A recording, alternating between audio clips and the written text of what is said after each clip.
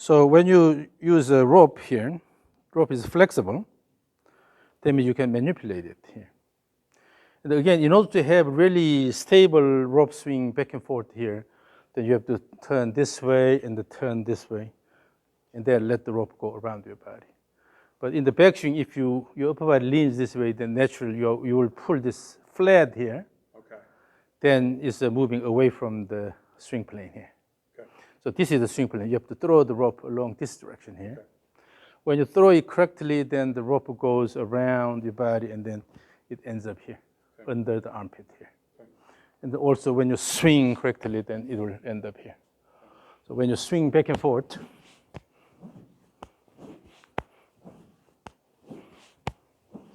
if the rope keeps hitting under your armpit, that means you have a good swing plane established.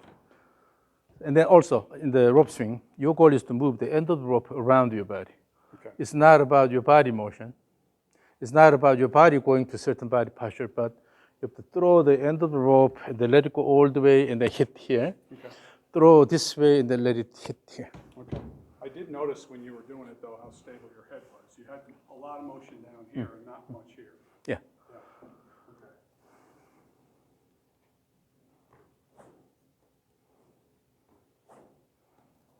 Oh, good. Very good. Very good. Yep. The only thing is, currently your backswing plane is really good. On the downswing, you tend to bring the hands a bit too close here. Okay. So from here, just let it go this way. So maintain similar path between backswing and downswing. Okay. So when this comes too close here, then you open the body, and then this is pulled inward. Okay. So follow this path, and then just throw and then let it go. Throw and let it go.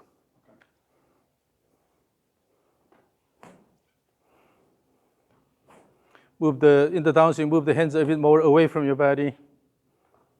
Yes. A bit close. Move away. So move this away. So I will say, okay, away. That means you have to move away more. Okay. Away. A bit more. Yes. Yes, yes, yes. So that's this time a bit closer. Yeah. So when the hands come too close, then your swing plane also becomes stiff. Sure. And then you are turning this too much here. So what's important is you have to let the club head go and then release and throw. So using the speed here, and then you let the club head go, then your hands have to follow that and then finish here instead of keep pulling the hands in like this. Then you are dragging the club all the way. Makes sense. So you generate good speed here. Then after the impact, you just let it go and follow instead of keep influencing the motion here. Yeah. Okay. So again, so this one, what we can do is have a visual target here. You will not be able to hit it. Okay. But throw the end of the rope in this direction here. Okay. All right. So consistently back and forth. Mm-hmm. Yes. Yes, yes, yes. Yes. Who said you cannot move your body? It's keeping my head stable. It's a different feeling. Yeah. To get there. Yeah. Now let me record this and show you. Yeah. Okay. Swing, aim the target, swing. Mm-hmm.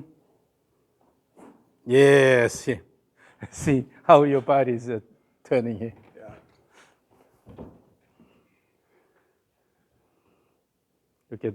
Look at this, how consistent the rope plane is. Yeah. And your body is more or less turning about the spine axis. I was trying not to think about it too much, but instead of that. Yeah, that visual target helped. Yeah. So now, in both the backswing and downswing, your swing plane is really consistent. Yeah. That's the idea. And your body is moving a lot now, turning here instead of. I have the orange whip and stuff, but I'm probably doing this with it, right? I'm not doing that. Yeah, so we have the image of maintaining good dynamic balance here, so that when the top moves in the direction of motion, then everything is shifted that way. Then it's hard to maintain the balance. You got to pull it. Yeah, so if one body parts are going that way, then another body part has to move in the opposite direction. But if you try to maintain the balance this way, this is bad here. Because still top is going this way, and then your butt is sticking out this way. Sure. With this, you are spinning, you have a flat backswing. Yeah. Why, rather, the lower body is actually active and moving in the direction. The upper body can go slightly opposite direction, this way, because your legs can always work with the ground and control the lower body motion. But if the upper body is out of control, then we have big trouble here. Sure. So lower body can be always controlled by the leg actions here. Yeah. Then upper body goes slightly in the opposite direction, with that you have good dynamic balance here. Okay. Yeah. It's just a different look and a different feel for sure.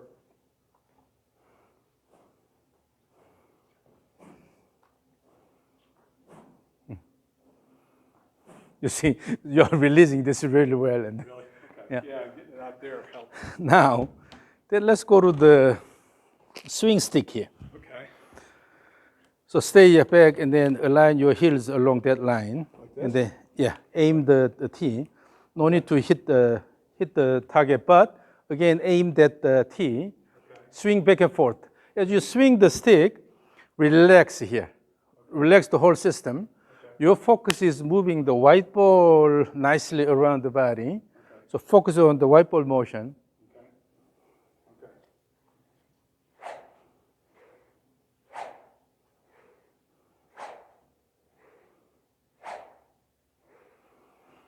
Okay, yeah. So now here, you have the influence of your original swing, which is on this side here. You are dropping the club head here. Oh, okay. You're going in layoff. Okay. So imagine this is swing plane here. Okay. Then you have three choices. So keep the club parallel to the swing plane. It's a parallel alignment. If the head is deviated from the swing plane more than hands, it's crossover. Sure. If the head is closer to the swing plane, then the hand is a layoff. Okay. You have a layoff at the end here. Okay. So as you go here, and then you are Yeah. using this motion and then dropping this. Instead, try to move the stick along your shoulder line here. Okay. So assume the setup position and go slowly in the backswing. So here, if you keep going along the shoulder line, then the stick will go here. Okay. Keep it about here instead of Okay. back here. Try to move this way. This is bad. This is crossover. Okay. About here, so almost along the shoulder line here. Okay. So actually, that's toward the armpit here. More of that? Yeah. If this is rope and it keeps going, and then it will hit the Okay. under the armpit, right? Yeah. So maintain it here. Yeah. Okay. It's this feeling of that. Yeah. So in order to do that, what should happen is this. If you let this go, throw this head here, let this go, then it will automatically go here. Yeah. But what happens is you have early action and then slow down and then drop it here. Okay. But maintain the motion all the way here. Okay. Nicely slow down, but go all the way here, then you're going to this position. But initially, quick action here, and then you slow down this, then it drops Okay. behind your back here. Yeah. Okay. Yeah, so again, as you do this, your goal is to move the white ball around as simple as possible here. Yeah. But if the head drops or go this way, you have a lot of off-plane motion. Yeah. Minimize the off-plane motion. Okay. Promote on-plane motion. Okay. Yeah, I was trying to feel it. And then relax your wrist, because this is really light. Yeah. Relax here, relax the arms, everything. Okay. That way you can really feel the motion of the end point here. Okay. Once you feel the motion of the end point, then everything becomes easier.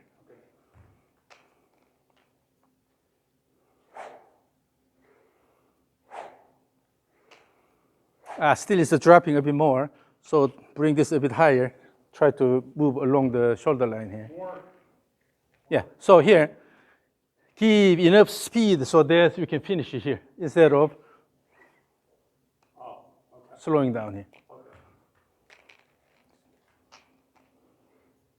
That's better, that's better. Then reverse the direction and then throw. Yes. Yes, yes, yes, yes.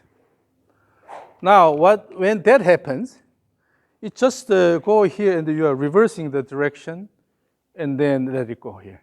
Okay. All you do is pretty much is on plane motion. Okay. Reverse the direction, throw, fold, and then extend, fold and extend, pretty much on the plane. Okay. You are minimizing the off-plane motion. That's good here.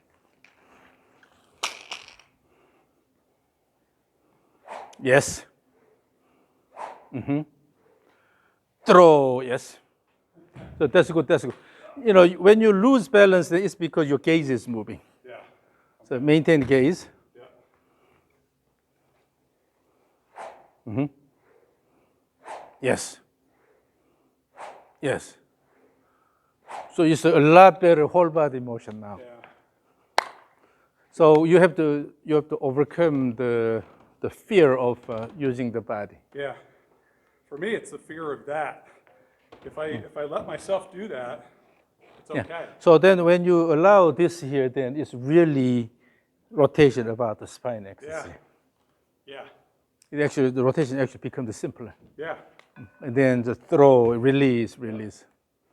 More like that. Yes. Yeah. And in the backswing, try to stand tall on the right side, on the right leg.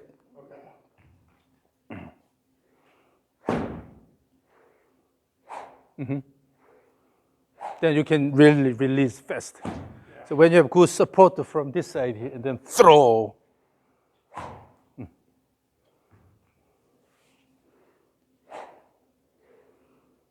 Yes.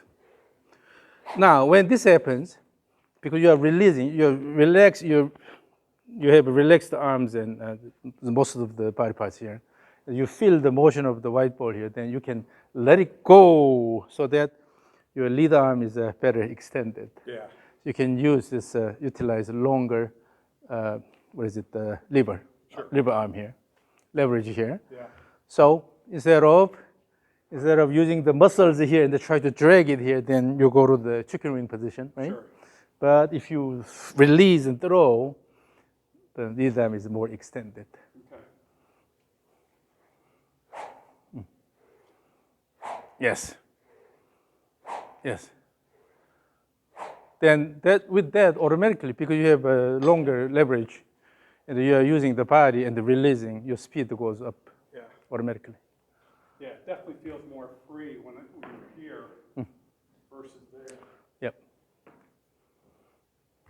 That this is now the shape is really good here. Swing. Yes. And then when you are accustomed to this pattern, all you do is actually start hitting the visual target here. Yeah. So have a rubber tee, Yeah. and then touch the end as you swing. Then your swing path will become really consistent. Okay. So that's how you gradually change the practice. Yeah. Now let me record this swing and then again show you. You will be impressed by yourself. Okay, ready, go.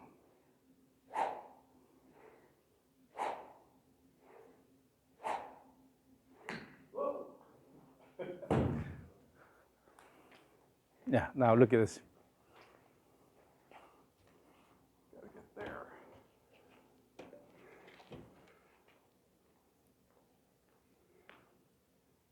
Yeah. And then when you have a bit faster backswing, then it stays here better. Okay. If it's slow, then it drops. Yeah. So keep a bit faster backswing. Yeah. Faster backswing actually has good positive outcomes. I've heard that. Yeah. So don't be afraid of Yeah. Okay. making a faster backswing.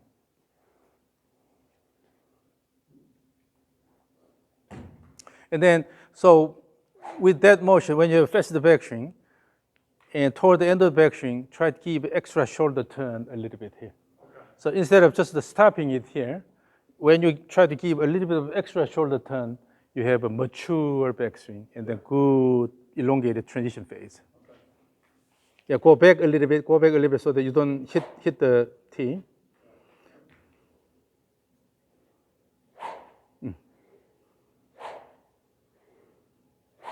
Yep. Yes.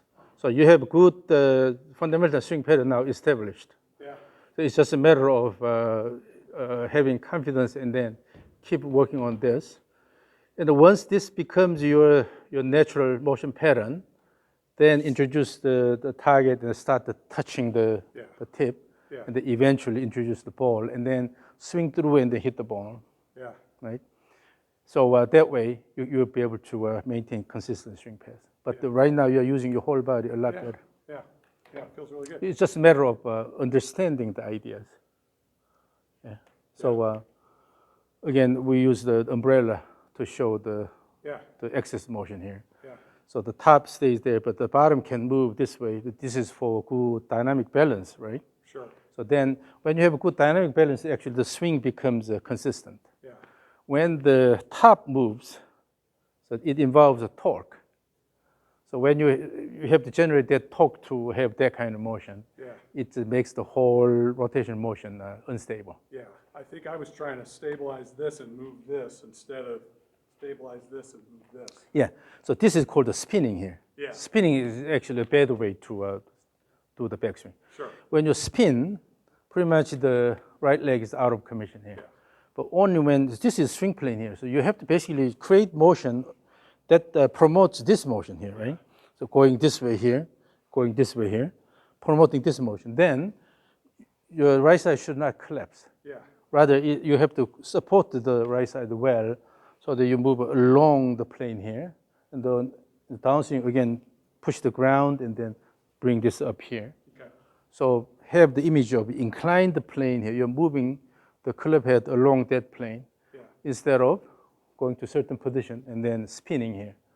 Yeah, spinning. When you spin, then you're just using these forces here, and you create this rotation. Then the ground reaction forces stays almost vertically here, upward here. But when you have this motion here, the force goes like this. Yeah. And then the force is acting like this, and then acting like this. This will confine your body motion within that space. Yeah. So your head is not moving that much. When your pelvis is going this way, by pushing the ground down and outward, the force is acting inward and upward. With that, you are confining this motion and reverse the direction and going here. Sure.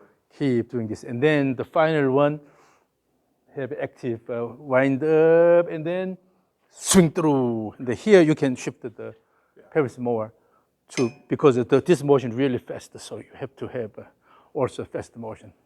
So what I'm feeling when I'm doing this, I'm not thinking that much about this. I'm really just trying to keep my head more centered. Mm-hmm. Like I'm normally like this, right? Right. Now I'm trying to just stay there Yep. and then leave it there. Yes. That's So that way you don't have to use your arms intentionally. All you do is let it go and then swing through. sure. Yeah. That because this is extended, you have a good distance established here. Yeah. So once you find the T position, visual target, with this posture, then you always hit that. Yeah. Okay. Yeah. I think when you put that there and I just concentrate on just not moving off of that, Yeah. it's helpful. So that way, you can use your body a lot more actively. And once you build the confidence, then this becomes a lot easier. Yeah. But when you have doubt, then and when you have miss it, then I thought this was death.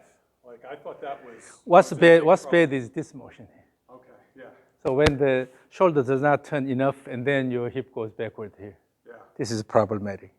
But when you have a good shoulder turn here, with the extended right side here, then actually you are stretching the muscles here. Yeah. You can I can feel it. you can use those muscles on the way down. Okay. So you can activate muscles early on. And that unloading happens automatically. And because you are loaded onto this side here, Then when you can lift the heel a little bit, that means you're unloading this side here. Okay. Good unloading here. And then by stamping, and then loading onto this side, and then kick here. That's that little drop. So you have a kick here, kick here, kick here, kick here, up, up, up. Always what you need to pay attention to is up, up. Don't worry about downside. Yeah, it'll happen Yeah, by itself. between the ups, you automatically have it down. Yeah. So sometimes people do this, intentionally try to, because unweighting, I started using these terms and now it's quite popular, but Right. because Probably got it from you. because of unweighting term here, they intentionally try to lower the body. Right. No, this is not unweighting. Okay. Unweighting is just a matter of force. Your force is less than the body weight. Sure. So after a good push, you automatically have unweighting. Right. And then if you let the body drop, then keep unweighting. And then later kick this side here. Kick here, step, turn, shift, turn, shun here. Yeah. So when you push using that, you are creating this turn here. Yeah. Okay. So that's the shun rhythm. Okay. Good. Now let's go to something a bit heavier here. This is a mid-side orange whip here. Okay. And with that, again, throw and then keep it about here. And try to minimize the bending here. Okay. That gives good timing. One thing really nice about the orange whip is you can control the timing and have elongated transition. Sure. Okay.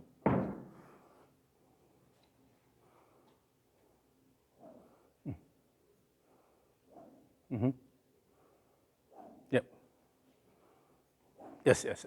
So in doing that, at the end of the backswing, if you minimize the bending, that means you're waiting enough. Okay. Before this motion is completed, you already start pulling, then it creates bending. Oh. Okay. Bending is bad, actually. Okay. That means you're rushing down. Interesting. Okay. Yeah. So minimize the bending at the top. Okay. Then you have good elongated transition phase. Throw, wait, and throw here. Yes. Yeah. So this type of device is heavy. Yeah. So you have to organize your body motion better to handle this heavy object. It has this flexibility. So with that, you can control the timing really well, right? Okay. So this is good for that purpose. So I have one of those, but no bend, you're saying. Don't No try bend. not to bend it. When I initially saw that, the one instructor told me that you need to create a lot of bending.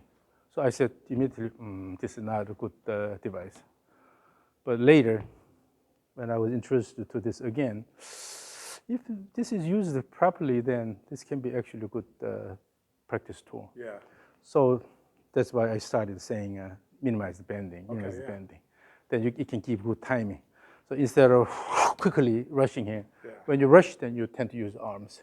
Right. Wait and then prepare the body and the good stretch here, using the throw here Yeah. instead of rushing.